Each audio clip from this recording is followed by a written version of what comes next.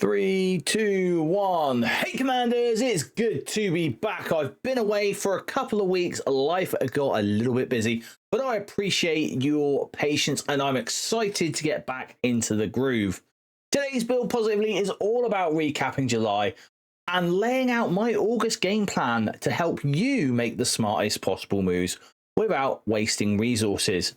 So without further ado, let's get into it. Just luck, it's the plan you see how we build positively. All right, so first off, you know the rules around here. It is your game, it is your rules. So if you want to build a character that I am not recommending to build in this guide, do it. It is your game, and what is most important is that you are having fun whilst playing Marvel Strike Force. However, do be aware that any resources that you put into characters that you want to build are resources you're taking away from characters that you should be building if you want to keep up with the current Marvel Strike Force meta. So some of you who are new to the channel might go, well, what is building positively? Well, what it is growing our roster while staying within the constraints of the game and being free to play. And to do this, I need to know my resource income, I need to know the character release schedule, and with that information, I can come up with a strategy of how to best build my characters. And full disclosure here, I would consider myself an end game account. The only character from the end game perspective that I don't currently have is Professor Xavier, but this can be used by everyone, whether you are a brand new player to the game or whether you are an old in the tooth veteran. So let's take a look at what our resource income was like for July. And before we go over all that, I always do a gold income recap. So we're recapping from March this year, where we brought into our account free to play over the 31 days of March 321,391,690 gold. That gave us on average 10 million gold a day to spend. What we do have to remember about March, though, is that March is the Marvel Strike Force anniversary month. And so generally, they are a lot more generous during that month for gold and training modules and everything like that. So that is a given. April did obviously see a drop, and it was a fair old drop, 50 million gold drop to be precise, 273,209,850 gold over the 30 days in April, giving us 9.1 million gold to spend. May dropped again at 255 million gold. So I think they've been looking at the metrics now, and they're starting to see that people were building vast sums of gold, so they've now scaled the gold income back a little bit more. So we're now down to, in May, 8.245 million gold to spend per day. But June did have a little bit of an uptick, 295,197,140 gold bought into my account, which gave us 9.839 million gold to spend every single day on average. But how did July look? Well, we did have a drop. 243,036,880 gold was what I bought into my account over the course of July, and I spent a damn sight more than that. I spent 364,857,880 gold during July. So that seriously ate into my store that I had. Some of you would have seen last month I had over 200 million gold in my account. That is a lot less now than what it was.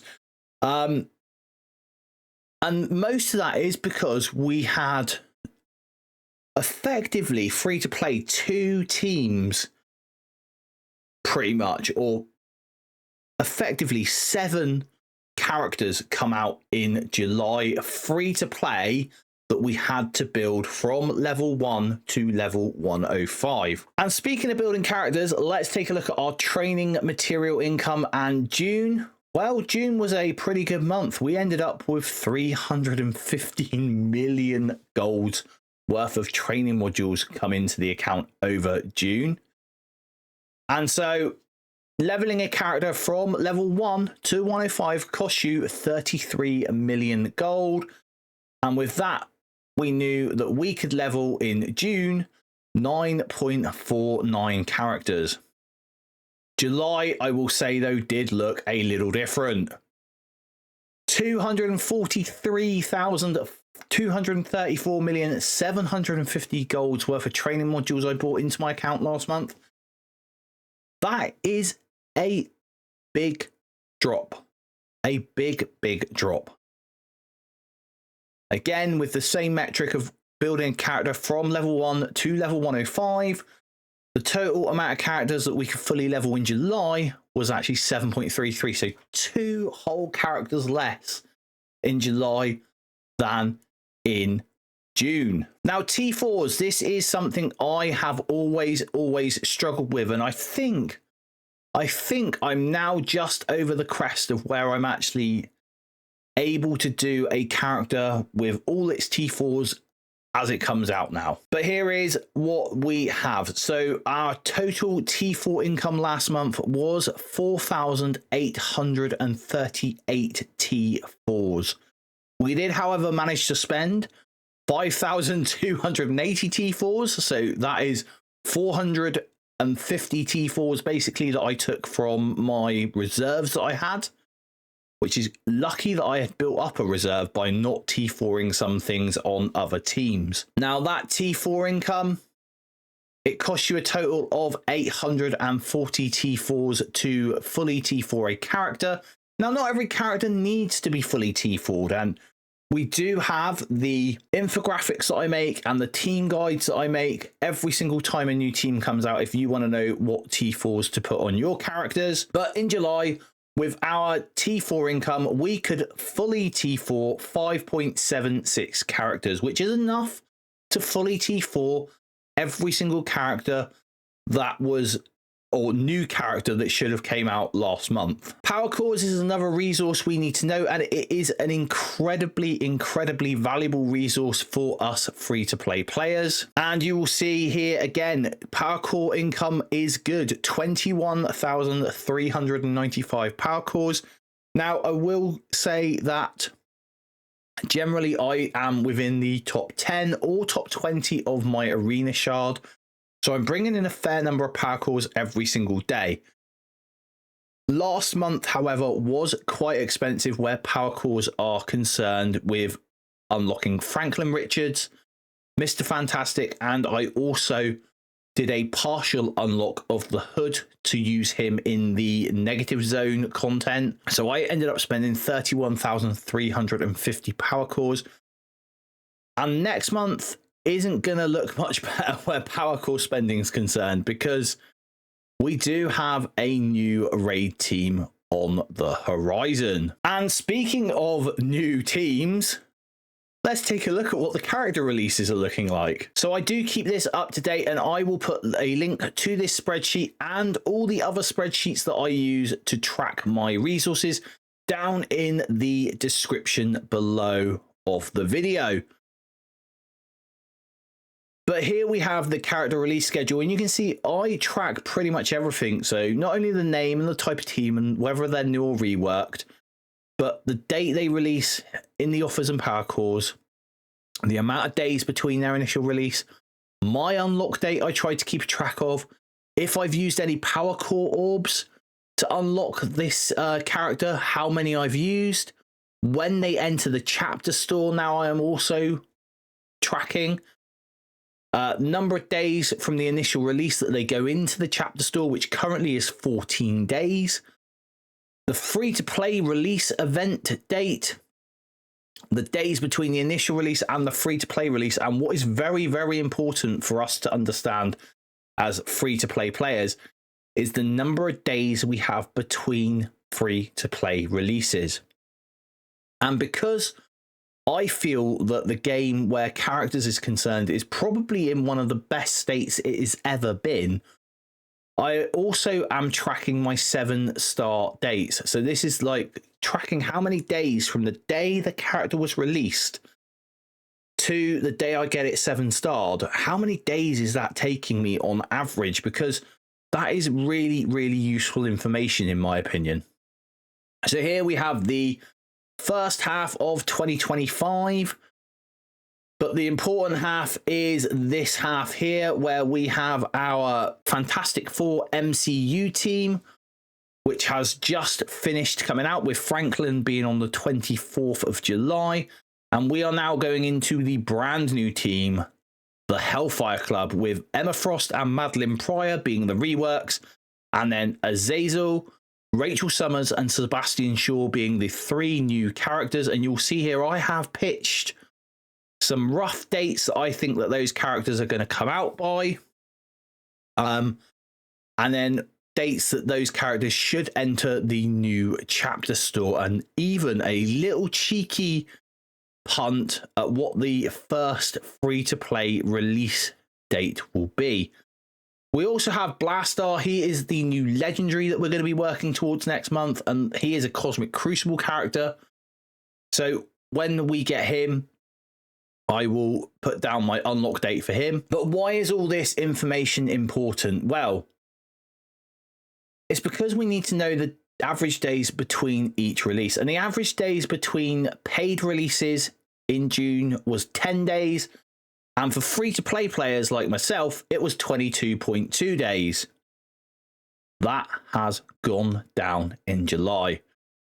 10 days still for the average days between release paid characters, or paid for releases, or power core releases.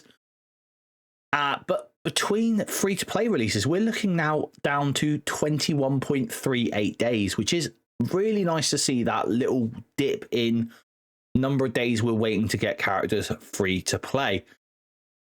Now, I want to talk about this 10-day, average 10-day free to play, because if you look on my sheets, you'll see that on average now it's taking about 14 power core orbs to open to get a character. And there is no way you can get enough power cores on a daily and weekly basis, even in the top 10 of your arena shard, to be able to core for every single character, which is why it is important we know what we're doing with our resources. Now, I do have a little theory, and it has been right for a number of months. The wheels fell off a few months, last month. The wheels kind of fell off of it, especially with that 9 character training material income. But as we said, July's income, 243 million gold. That meant 7.33 characters in July. And if we look at the character release schedule, next month we have Emma Frost, Madeline Pryor, Azazel, Rachel Summers, Sebastian Shaw, and Blastar. That is going to be 6 characters that we are going to need to level. So they're giving you a little bit of a buffer there. And what my theory is that we actually earn the resources to build characters 1 month in advance. So whatever is coming out in August, we earn the resources in July, if that makes any sense. All right, so this whole build positively, it is a strategy. And what we have done, we have thought about our strategy. And with that, thinking about our strategy and gathering all that data, this has allowed us to plan a strategy, which we did in the very first build positively. And now I am in the position of managing that strategy. So changing the strategy of how I do it. And we've changed the strategy of how we build our roster every single month. So let's take a look at my character building strategy in July and what changes I'm making in August. But first up, welcome to the garage. And why are we in a garage, you might ask? Well, characters in Marvel Strike Force are very similar to cars on a car forecourt. As soon as a character comes out in Marvel Strike Force, its value starts to depreciate immediately. remember, a lot of characters only have like a year shelf life, maybe 2 years at the most, before they are power crept out of the game. And so it is important that you put your resources into those characters as soon as you unlock them. And a bit like a car, when you drive it off the forecourt, it is going to start to lose value. So with that, we came up with this strategy right here, which is to level characters to level 100 in the first 5 days, and then level 5 characters to level 105, which you can do. I have changed this slightly now, and we'll see that further on. But to level 5 characters every 10 days from level 100 to 105, so we can catch up with that side of the game.